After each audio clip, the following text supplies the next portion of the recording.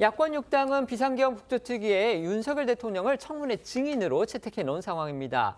대통령이 체포되니까 또 그 뒤에 구속까지 될 가능성이 있으니까 이제는 구치소를 찾아가서라도 증언을 듣겠다 이렇게 나서서 여야 간의 공방이 벌어지고 있습니다. 네, 어제 채널A가 민주당 관계자 전원이라며 윤 대통령 구속영장 발부를 전제로 국회 국조특위가 구치소 현장 청문회도 계획 중이다 이렇게 보도를 했습니다.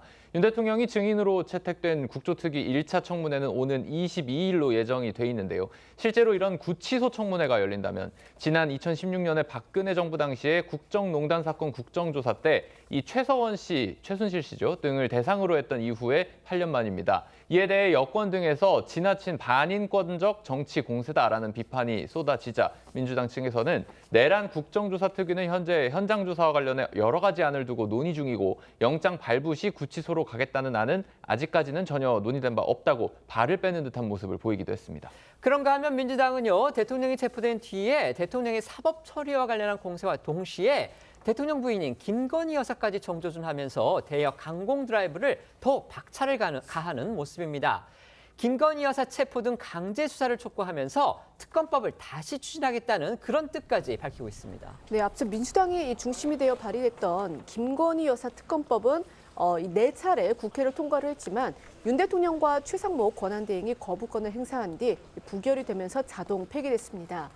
하지만 또다시 민주당에서 이 김 여사 특검법 재발의 재발의 시점을 저울질하는 그런 분위기인데요.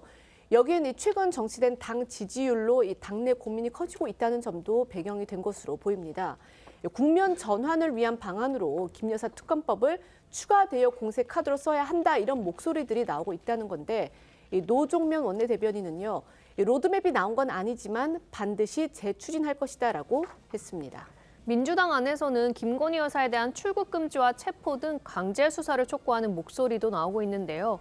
대통령이 현 상황에 이르기까지 사실상 김 여사 책임이 큰 만큼 여사 관련 의혹도 밝혀야 한다는 취지의 공격입니다. 실제로 민주당에선 이번 비상계엄 사태에 김 여사가 연루됐을 가능성까지 의심하는 발언도 나오는 상황인데요. 김병주 의원은 어제 김어준 유튜브에서 김 여사가 정보사나 HID 요원들에게 전화해서 테러를 획책했다는 제보가 있다고 확인되지 않은 의혹을 제기했습니다. 관련해서 민주당 측 목소리 들어보시겠습니다. 김건희 여사도 출국 금지가 내렸어야 된다 그 말씀이신가요? 검찰이 제대로 수사할 의지가 있었다면 네. 소환을 하든 예. 출국 금지를 하든 했었어야죠. 그렇게 보세요. 그 보고서까지 다 들고 있으면서. 이제 윤석열이 체포됐으면 다음 김건희 아니에요?